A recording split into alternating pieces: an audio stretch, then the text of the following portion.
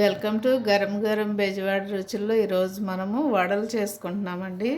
పచ్చిశనగపప్పుతో వడలు చేసుకుంటున్నాము. అలాగే ఒక గ్లాస్ కూడా నేను పెసరపప్పు నానబెట్టానండి. ఇది పెసరపప్పు, ఇది పచ్చిశనగపప్పు అండి. ఇది 2 గ్లాసులు నానబెట్టాను టీ గ్లాస్తో. అలాగే ఇది ఒక గ్లాస్ నానబెట్టానండి. ఈ 2 కూడా ఒక 4 గంటల సేపు నానబెట్టాలండి. నానబెట్టిన తర్వాత ఒక 4-5 సార్లు శుభ్రంగా కడగాలి. చూడండి, ఇట్లాగా మెత్తగా చక్కగా ఇలాగా నలిగిపోవాలి. ఇలా నలిగిపోయేంత వరకు కూడా చక్కగా నానబెట్టుకోవాలండి. ఇప్పుడు మనము వీటిని మిక్సీ వేసుకుంటున్నాము.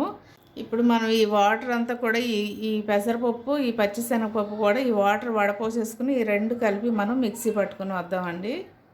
మనం ఇప్పుడు ఇవన్నీ జార్లో వేసుకున్నామండి. పెసరపప్పు అలాగే శనగపప్పు ఇవి మిక్సీ పట్టుకుందాము.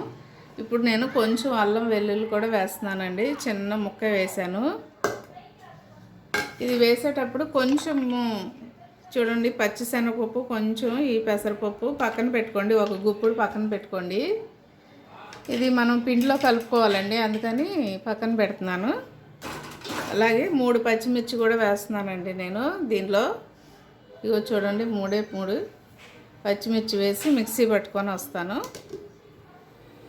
ఇదండి పప్పు మిక్సీ పట్టుకొని వచ్చాను. ఇది మీకు అంతా ఇంట్లో ఉన్నటువంటి మనుషులను బట్టి సరిపోయిద్ది అనుకుంటే వేసుకోండి. లేకపోతే కనుక కొంచెం తీసి ఫ్రిడ్జ్లో పెట్టుకోండి. ఫ్రిడ్జ్లో పెట్టిన తర్వాతే మనం ఉల్లిపాయలు కానీ ఏమన్నా కలుపుకోవాలండి.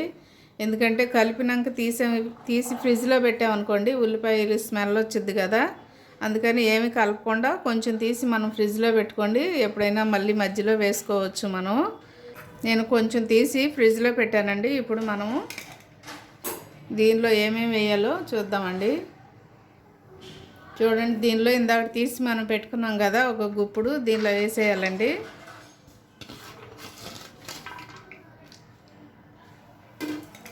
అలాగే కొంచెం ఉల్లిపాయ ముక్కలు కూడా ఇలా సన్నగా కట్ చేసి పెట్టుకొని వేసుకోవాలి.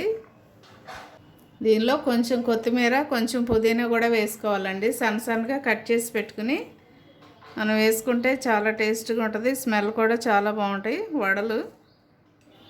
దీనిలో తగినంత సాల్ట్ వేసుకోండి. సాల్ట్ చూసి వేసుకోండి, ఎందుకంటే కొంచెం ఎక్కువ వేసుకున్నామంటే వడ ఉప్పు అయిపోద్ది, తినలేమండి. ఇవంతా కూడా ఈ పిండిలో మిక్స్ చేసేయండి.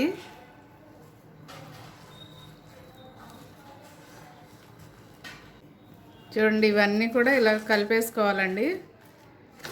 ఇవన్నీ కలిపేసుకొని ఇప్పుడు మనం వడలు చేసుకుందాము. వడలు ఎలా చేయాలో చూద్దామండి. ఇదండి, కళాయి పెట్టి మనం ఆయిల్ పోసుకున్నాము. ఆయిల్ హీట్ ఎక్కినాక వడలు ఎలా చేసుకోవాలో చూద్దామండి. చూడండి, ఇలాంటి పాల ప్యాకెట్ కానీ లేకపోతే మీ దగ్గర ఏదన్నా కవర్ ఉన్నా సరే ఇలా చేసుకోండి. ఎందుకంటే మరీ పలచగా రాకూడదు, మరీ మందంగా రాకూడదండి. ఇలా వస్తే చక్కగా వడ కూడా చాలా టేస్ట్గా ఉంటుంది. ఆయిల్ కూడా మీడియంలో పెట్టుకోండి, ఫుల్ పెట్టొద్దండి, మాడిపోయిద్ది కదా, లోపల ఉడకకుండా ఉంటుంది. అందుకని ఇలా చేసుకోండి. ఇక చూడండి, ఇలా తేలిగ్గా వచ్చేస్తుంది ఇలాంటి కవర్ మీద కనుక మనం చేసుకుంటే.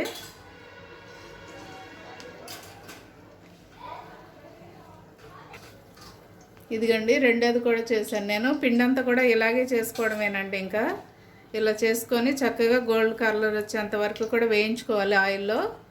చూడండి, ఇలాగ వచ్చేస్తుంది చూడండి.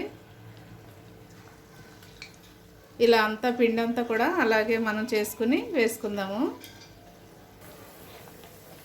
ఇవన్నీ కూడా ఇలా తిప్పండి. కొంచెం కాలిన తర్వాత అటువైపు ఇట్లా తిప్పుకుంటూ ఉంటే 2 వైపులు కూడా నీట్గా కాలుతాయండి. చాలా టేస్ట్గా కూడా ఉంటాయండి ఈ వడలు.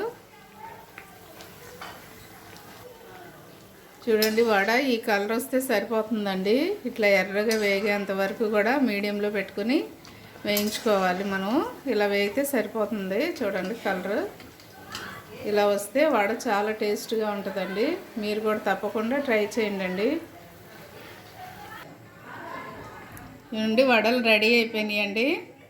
ఇలా చూడండి ఎంత చక్కగా వేగిపోయాయో. చాలా టేస్టీగా కూడా ఉంటాయండి. చక్కగా లోపల కూడా చూడండి చక్కగా ఉడికిపోయాయండి. చాలా టేస్ట్గా ఉంటాయండి ఈ శనగపప్పు వడలు. మీరు కూడా తప్పకుండా ట్రై చేయండి. అలాగే మా ఛానల్ని మర్చిపోవద్దండి, గరం గరం బెజవాడ రుచులు.